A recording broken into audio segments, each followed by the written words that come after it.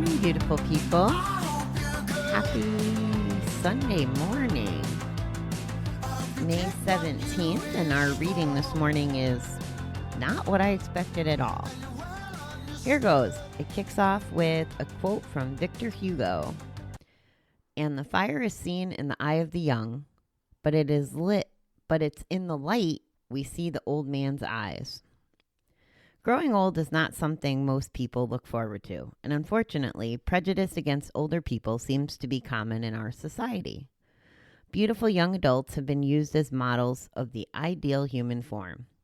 Older people are left out entirely or shown as clumsy, slow, and unable to think or act with grace and dignity.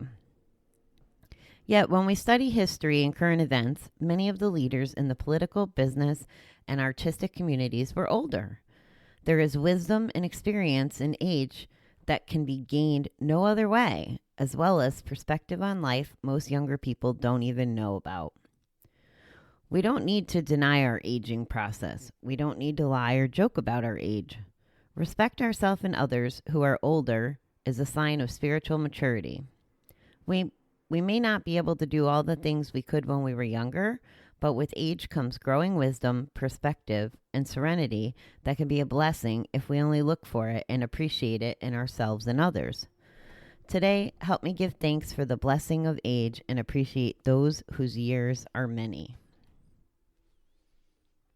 I didn't see that coming, like I said, about age. I think it's basically saying we get a little smarter with age. And I just read a book yesterday, or I've been working on this book, and one of the things it says and calls out is about a lot of these successful men, like the reading says, or people in business, don't really get successful usually until after 40. Now, there's, of course, exceptions to the rule, but I know for me, as I've told you, I'm going to be 46 this year. And I feel like 45 was the game changer, almost like I get to start a whole new life where I do have more knowledge and skills than the first round of life. So I think of it as a big gift. The other thing that occurred to me while reading this is about appreciation for, the older generation. I'm not a history fan. However, if I'm with, my friends that are in their 70s, which I have friends in their 70s, I love to hear what they have to share and put out there. And even at Bob's funeral, and I have to do a better job of this, one of, I guess, my great uncles had called the place where we had the memorial and was really interested in the genealogy and the family tree stuff. And I owe him that, so I better do that today. But it's pretty interesting to know where we came from and a little bit about our lives. The other thought I had was, as we're locked down, whether we're with our older people or not, it could be a good time to do some digging, and see what lessons we could take away from the older generation. I mean, my grandmother told me lots of stuff, especially about the history of my hometown when she was alive, and I wish I journaled. I'm horrible at that. I wish I journaled a lot of things so that I'd remember better. So it could be interesting. As far as the recovery link, I feel like they're talking about two things here. Not one, I guess, could be self-esteem or perspective. Like I said, I feel like I'm going into chapter 2. It doesn't really matter. And I kind of forget. It's funny. I was talking to my ex-husband this week, and I guess he's going to be 58, 62. Yeah, he's going to be 58. In a couple weeks here. And I told him, I said, well, I still have you at 50 in my mind. It's almost like people stop aging when they are in your life every day, or at least that's how it works for me. And I do this with the kids too. My cousin turned 30 yesterday, and I still think of her as, a teenager, a young teenager. But that's when I lived with her and hung out with her the most. So it's weird, that perspective, but it shouldn't be a shortcoming. We should be okay and confident in our age. And that's what I think the reading is saying. The other part of it is to not shortchange other people's experience in the room and their age. And I've spoke to you about this before, that whenever somebody, 25 and younger or 30 and younger comes in the room, I tell them that story about when I was in the rooms the first time. And even though there was someone more experienced sharing her story, gosh, I wish I knew who that lady was. I would tell her, thank you for trying. Sorry, I was a stubborn addict and didn't follow through, but thank you for trying. But here she is. She shared her experience about losing her 401k. It stuck with me 20 years later. I try to pass it on. So let's say hypothetically, and we do. We have a couple folks in our group that are younger. So let's say they don't bet because the story I tell of this lady telling me the story, gives them, if they choose to accept that experience and wisdom and learning from somebody else's mistakes, who knows? Maybe it saves them bets. Maybe it saves them their life. Maybe it offers perspective. We don't really know, but there is a gift in having some experience. I'm in a group right now, and there's a fella, he's 21, and this isn't a recovery group. This is a learning environment group. He's 21, and this kid presents, and I say kid because I'm going to be 46, so 21 is still a kid to me.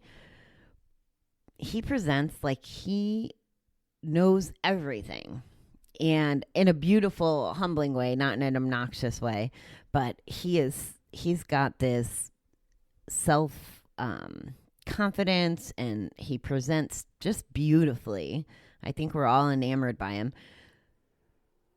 And I had the thought when watching him the other day, I'm like, wow, like he's got a great personality. He wants to be a coach and a teacher, and he has great insight. There's things that he's taught me or there's things that he does that it took me until the last couple of years to learn or get comfortable with. So I'm really impressed with him.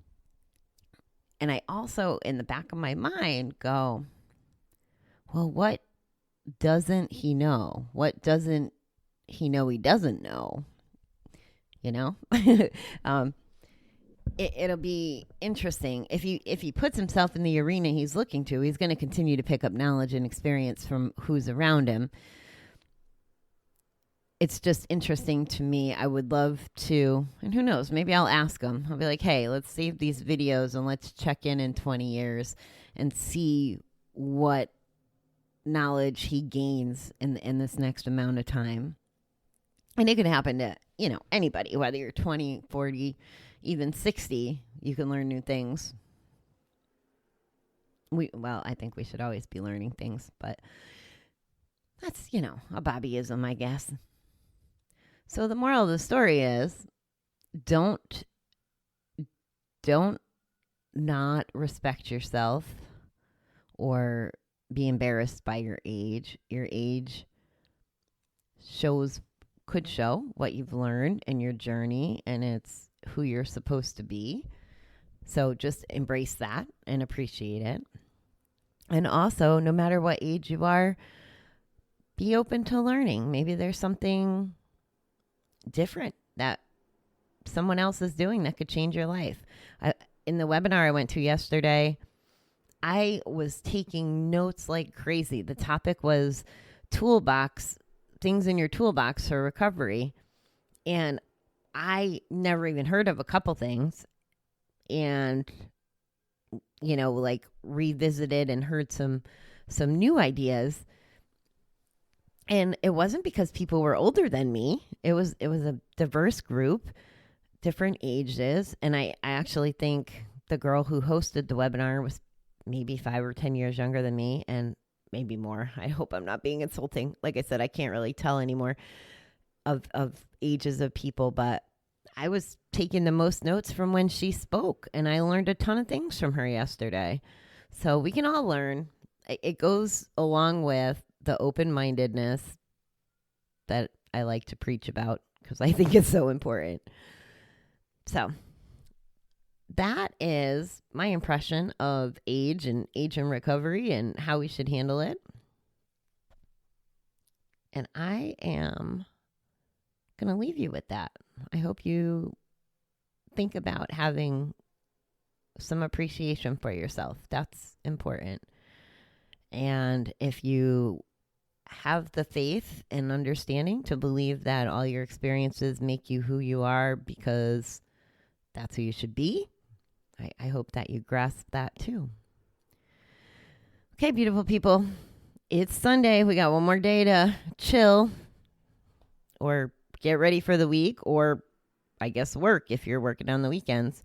I'm not a snob about that. Let me just tell you, between my truck driving career and my retail supermarket career, I have done my share of weekends. I actually used to prefer them because it was funner, if that's a word.